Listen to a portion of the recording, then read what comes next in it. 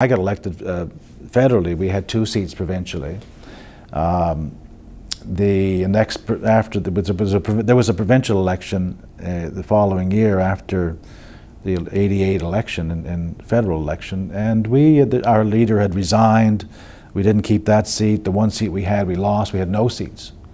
And then a year later, the person who won, who defeated our MHA in the St. John's East seat, which was in my federal riding, that person decided, after a year, resigned to run for mayor of St. John's, and our previous incumbent didn't want to. He was defeated and didn't want to go back, just like you're talking about. And it was, I guess, I was prevailed upon to run because it was felt that I could win that seat after having served in Ottawa and as you say, it wasn't even regarded by the people as a personal defeat for me. So they were quite happy to elect me in the provincial seat, and I served in the provincial legislature then. I won 5 more elections after that. Yeah. I want to take a step in the personal direction now, because you married a little bit later in life. Mm-hmm. Tell me about how you met your wife. Well, it's a sort of serendipity kind of thing. My wife is a lawyer, mm-hmm. as well as I am, and there's a restaurant where a lot of lawyers go for lunch on Duckworth Street in St. John's, which is the famous lawyers lane. And I showed up at the restaurant around the same time as she did. I didn't know her, but I was sitting with a bunch of men and women from her law firm that she was working with, and they had all finished lunch, and at the same time they all got up and left, and the only 2 people left were Anne and I. And my wife refers to this as the interview, by the way. Oh, who is interviewing who? I was the interviewer, because she was, sort of a more or less brand new lawyer. She's been admitted to the bar for 6 years, 6 months before. Oh, okay. I was going to say, my God, you have strong standards. No, 6 months before she'd been admitted to the bar, okay. and she's somewhat younger than I am. Yes. And I was, an experienced lawyer, and she knew who I was. I didn't know who she was. So you have this sort of conversation. Oh, hello, how are you? What law school did you go to? All that usual sort of stuff. And I was instantly attracted to her. And what were you attracted to? Oh, I don't know. That's all chemistry, isn't it? I don't know. She was a beautiful woman, and she was, obviously intelligent, and then I can tell you, I went back to my law office, and it was someone in the same era as hers who was just finished articling at our firm, and said, tell me about her, And so the more I heard about her, the more I liked. She was outdoors. She had done a French degree. Now look, you talk about studying art history. Yes. Anne went to Memorial and did a degree in French. Right. And she went to France for a year after she did her degree, and she taught in a school as a English assistant in a French school in Marseille.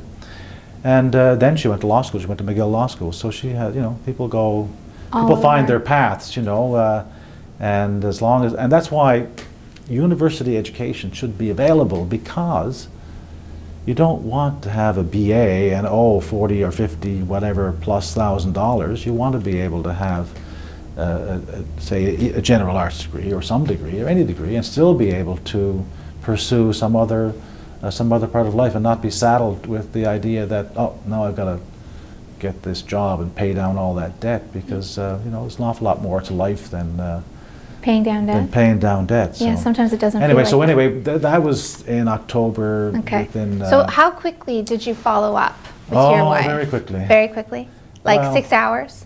Well, a day? There was certain impediments that had to be overcome. Oh, for instance, she was in another relationship. Something like that.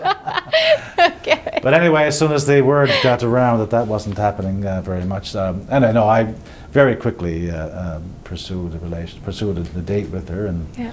I had to ask a number of times. And, did you? Well, she was always busy. Her friends were keeping her busy. And, oh, you think so? Yeah. Is that really what was going on? That's what she told me. I bet. So our first day wasn't terribly romantic. We went for a walk. Well, it was sort of romantic, I guess. We went for a walk around a lake called Quaidavide or Kitty Vitty, depending how you pronounce it. This famous lake in St. John's where they have the regatta every year, an annual regatta. So we went for a walk around the lake and talked, and you know, went and had a bite to eat and all that stuff. So. And it's all. And it's all. And, well, we were married within a year. Were you? Oh yeah, we got married the following September. Now you have 3 children together. Yep. Did they come quickly after your marriage? Did you know you wanted children? Oh gosh, yes. I mean, I think our first child was born, I guess, 3 or 4 years after we were married, 4, I suppose.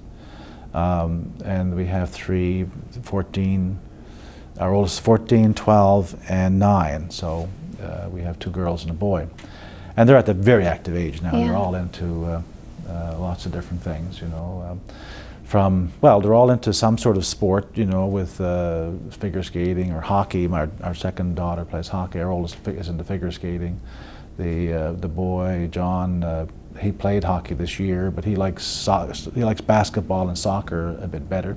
They all played soccer in the summertime, and actually both the younger 2 really got into basketball this year and had a great time with that. Yeah. And how do you balance all of those activities with the fact that you both have busy careers? Well, you know, you do your best. I don't think it's easy. You know, I mean, I got on a plane this morning in St. John's, and I'm here for 4 days. I'm probably back Thursday night, then I'm home for a couple of days, and then I'm back again. And as Anne tells me, you know, most of the parenting goes on during the week. You know, you got to have kids got to get to school. They got to have lunches. They got to have piano practice or violin practice. They got to be brought here and they're dropped off. She doesn't resent that? Well, I can't say she doesn't resent it. I don't think she's obviously very supportive of it. But it would be wrong to say you don't resent the fact that you're kind of you're left with that without the support that you're used to. And I think that's part of the reality of family life when someone is away for 7 days in the week. If I'm gone for 4 or 5 days every week, and it's not every week of the year, mind you, because it doesn't happen that way, but our Parliament follows more or less the school calendar. You start second or third week in September, and you go to the June 23rd is the last day. I think the last day of school is June 23rd or 24th in Newfoundland. So it's a long haul, and. But with that in mind, with that balance that you both have to try to achieve, are you still glad that you decided to run again federally?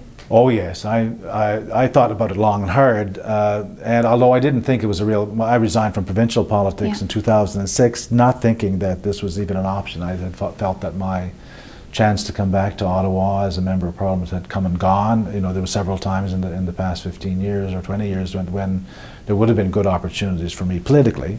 The stars were aligned, but I couldn't for other various political reasons having to do with what was happening with the provincial party and provincial politics.